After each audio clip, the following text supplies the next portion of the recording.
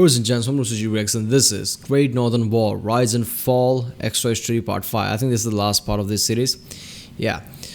So far we've seen Charles the 12th, Swedish king, which I'm calling him young, and somebody pointed out he's not young, he's 20 or something. I know that. That is what I'm calling young.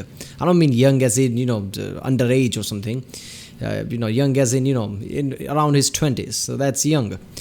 So in that sense, I was saying that he's not really old enough to be wise. I know there are some people say that the people like Hannibal and Alexander the Great were young, but just because some people pulled it off doesn't change the norm, right? Young people are not really wise. I mean, we've seen this so far in this series, how he could profit from Spanish War. He didn't. He could have retreated back when he had the chance. He didn't, because he's like, oh fuck that, I got this. And somebody also said that in the previous part where he's way far inland now, he doesn't have resources to retreat. I know, I wasn't talking about that part, I was talking about part before where he could have retreated and didn't. And now obviously he was desperate, but still he could have made some kind of a treaty, sign a peace treaty or something, I don't know. Do something that would listen to his advisor that was telling him I don't know, something, rather than just let's go to war even though we are massively outnumbered. And then obviously his army got killed off and he had to run away, so that was effed up. I mean, you can't completely blame him, right? From the start he was just kicking ass of everybody and he was pulling it off. So yeah, maybe he'll change now, who knows. I don't know what's going to happen in this series, in this part. Is Russia's going to be victorious? Is Charles going to win? I don't know how Great Northern War ends, so that's why it's going to be fun. Remember, if you like my Rickson, don't forget to like and subscribe. Check out the Rickson Day. There's a link in the description. Check out the cards, playlist, check out the end cards, and yeah, let's do this one. Ragged and battered, the tattered remnants of the Swedish army fly south. Charles hopes to find succor within the Ottoman Empire, but Peter is hard on his heels.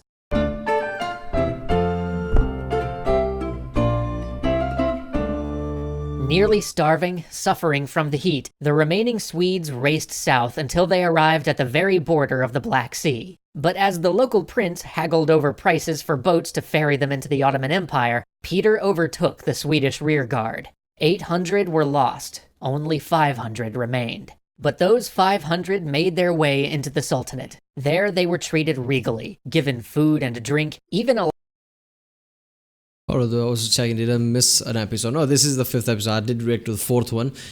Charles was escaping. What happened to that? Did he escape? He escaped over that part or something? Allowed to set up an almost autonomous colony, which the Ottomans helped them to build. But Peter did not relent. As his forces approached the border of the empire, he demanded that Charles be handed over. The Sultan, who was no friend of the Russians... Right. So Charles escaped Russian pursuit and went to the Ottoman Empire.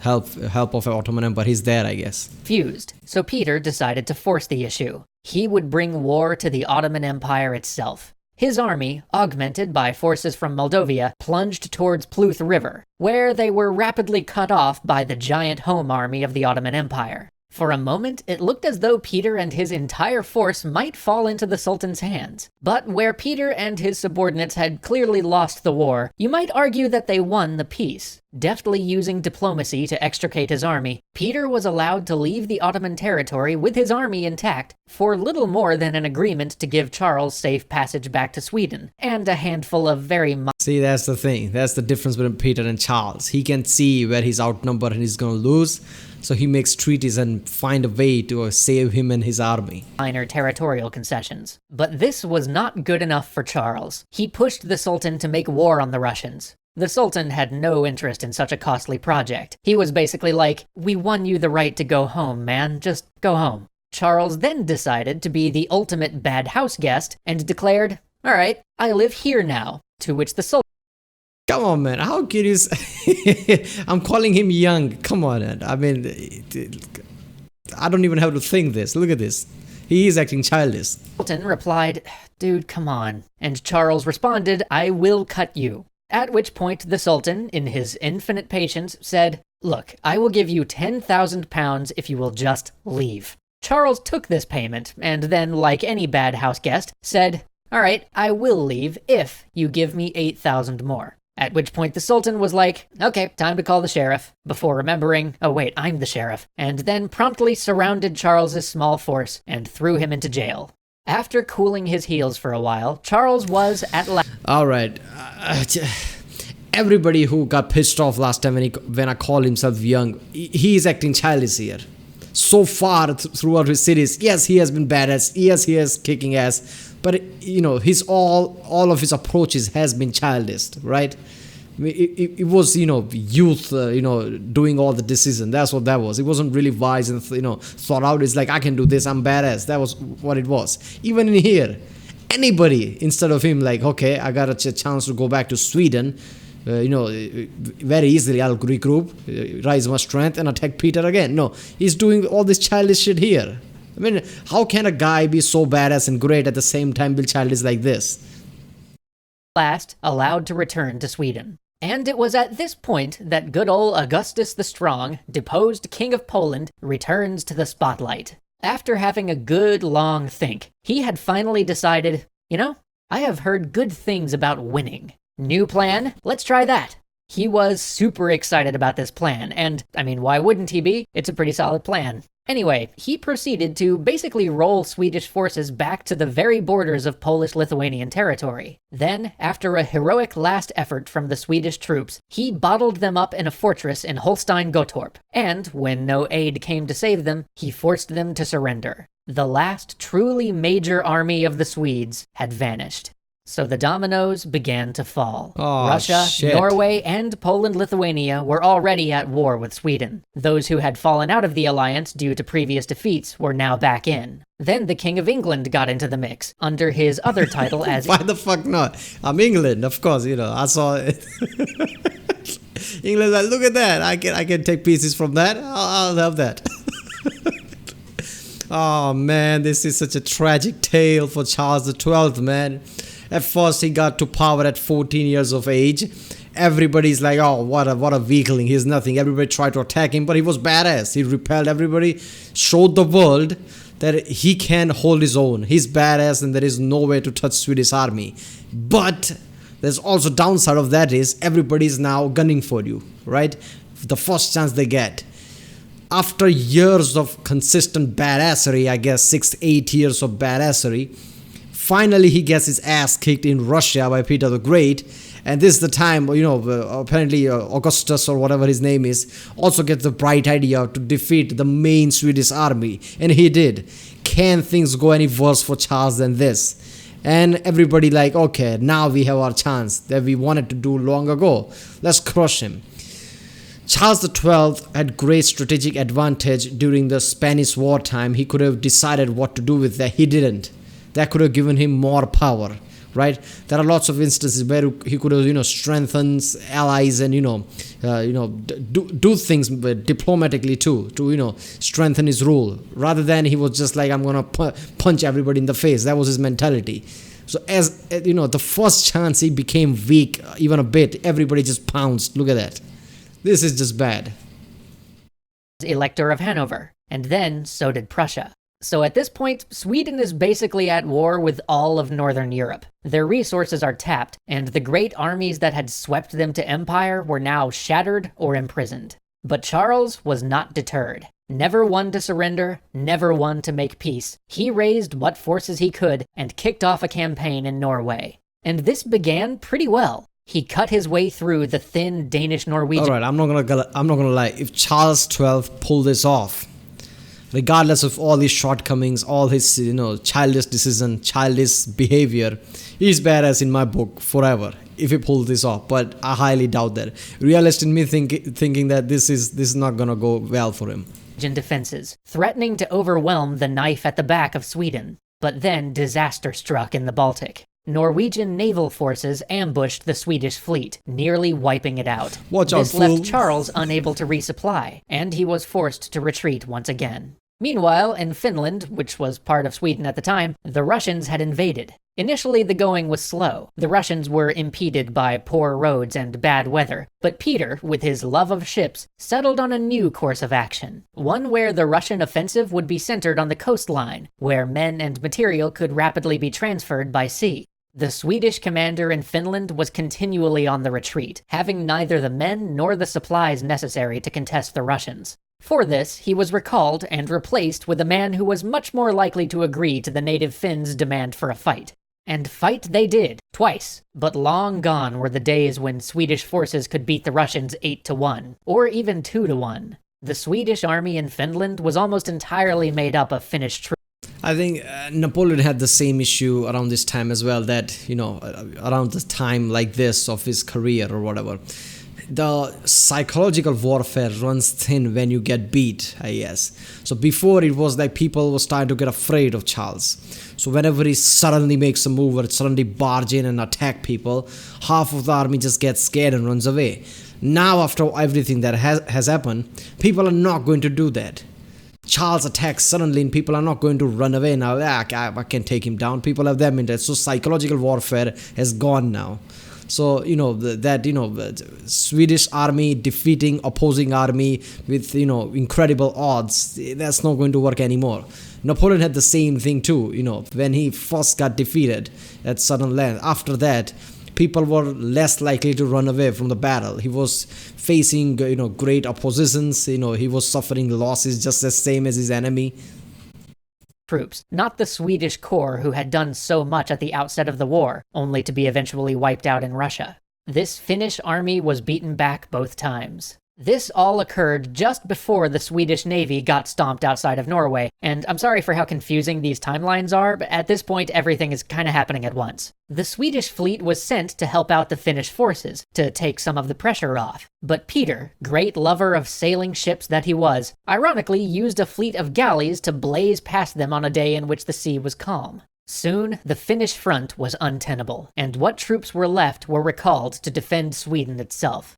But Charles was not yet done. He planned a return to Norway. He knew there was exactly one hope. He needed to capture the fortress of Fredriksten, the very same place he had just lost his fleet failing to capture. He raised another 22,000 men for his last attempt to turn things around. Their campaign in Norway was hard going, always in want of rations, having to swim across rivers or climb whole mountains to achieve the positioning that Charles wanted. But despite this suffering, Swedish discipline won out. And through this privation, the army never truly wavered, because they had always the example of their king, who always took the roughest tasks for himself. Seriously. By November 17th... That's the best thing about Charles, that he's always in the front of the army. He's not like, oh, I'm the king, I would never just, you attack. No, I'm the first one who's going to attack.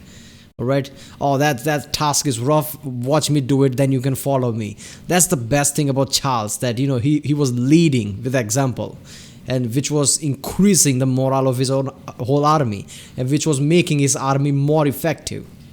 1818, they made it to the fortress. Charles himself led an assault on the outerworks and overwhelmed them with his loyal grenadiers. Things were progressing nicely, but now the fortress had to be breached. On the 30th of November, Charles went to inspect the trench works. Laughing and joking with the men, he encouraged them in their work. Then, as night fell, the defenders put burning wreaths on the fortress wall to illuminate the surrounding ground. The king suspected that they might sortie out and try to smash the progress that had been made on the siege works before returning to the safety of their fort, so he climbed to the lip of the trench to get a better look. A nearby French officer, who had just joined the Swedes, called out to him, "That is no fit place for your majesty. Musket balls and cannonballs have as little respect for the king as for the common soldier." The king simply responded, "Don't be afraid." And one of the Swedish officers told the Frenchman, "Let him be. The more you warn him, the more he'll expose himself." The moon now washed the whole... See, even his army he's treating like he's a kid. Come on. ...battlefield in a pale light. Soldiers worked, officers directed, and then there was a soft, wet sound, no louder than that of a rock gently dropped into a pool. The king was dead. A shot had passed through his left temple and out the right. He died where he lay, right at the top of the trench works. Man, that is just fucked up. He had potential, man. Look, man, if he was a bit older, let's say in his 30s or something, and a bit wiser at that point, he could have been a great conqueror, emperor, everything. Because of his youth and his eagerness to just fight rather than think things through, which was the case. I mean, come on, you can't just comment down like, oh, you're so wrong, this and that. So far we've seen that. He was, especially in this video, even his own army is treating him like he's a kid. I mean, that's just effed up. He was badass, right? He knew tactics, because he wasn't just just take the weapon and run inside the battle. No, he had great ideas. He knew what to do on the battlefield. He took initiative. He was the first in line to fight. He led with an example. He was great all around, but just being a bit wise, a bit older would have changed things. But yeah, damn, that's just effed up. The succession passed to his sister, but the spirit of the army was gone. Yeah, a retreat was made, and preparations to defend the homeland began. But defense was only a dream. From 1719 to 1721, Sweden suffered brutal raids and incursions from the Russians, until, at last, they were forced to make peace. Sweden had to cede almost all of its territory except for the home country itself and Finland, which, after an occupation known as the Great Wrath, the Russians agreed to leave be. The grand dream of Charles was smashed, and with it, the Swedish Empire. Sweden would never rise again to such a position of prominence on the world stage. But as Charles's dream lay in ruins, Peter's became a reality. Russia pushed westward, gaining ports along the Baltic coast. More importantly, they proved that they were a power on the rise, that no longer could calculations about European politics be made without factoring the Russians in. Thus, the Great Northern War ends, and the wheel turns as one empire falls and another rises. So I guess Peter the Great is where, proper, Russian power rose, where people took Russians seriously in any kind of a battle and struggle. Like, we have to involve Russians here. That started with Peter the Great, I guess. He founded St. Petersburg. That's just heavy. Charles XII, the way he fought, the way he beat his enemy with the massive odds. He was, just by result like Napoleon. I'm not talking about tactics and everything. Rarely anybody's like Napoleon in that sense. But I'm talking about just the result that he gave. Whatever, it was. Maybe it was his energy. Maybe it was, whatever. Maybe his men really respected him so much that it rose, morale at the way that they were just effective. The point is, Charles was really badass. Right, he did things that is just ridiculous. If you hear it, you're like, okay, are you making this up? He held the door of a fort and let his army in. That's how badass he is. So, but just certain points throughout his career where he could have made some wise decision, he didn't, because he's young. 20s is young. I mean, I'm saying young in that sense, not young as in 13 or 14 like a kid. No, he's a kid in sense he's young, 20 around. He's not older enough to be wise, and that was the problem. Everybody's saying Hannibal, Alexander the Great. I get it, but like I said, those are few examples. And Alexander the Great was just badass throughout. He didn't reign on anything. He conquered, and then he died. I mean, for a conquering sake, he was badass, right? But Alexander the Great didn't, capture the empire and kept it. So, youth does play a role. I mean, certain wise political decisions you have to make, and youth do not have enough experience to do that. That's what the problem was with the Charles. I mean, in the end, he died really after way, right? His army, everybody else was telling you, this is not the place for a king. You are literally the target. You are the king. Anybody could shoot you, move out the way. And he's like, no, I got this. Damn. Alright, people, that was Great Northern War, Rise and Fall. If you disagree on anything I said, comment down, I guess. And yeah, I'll see you next time.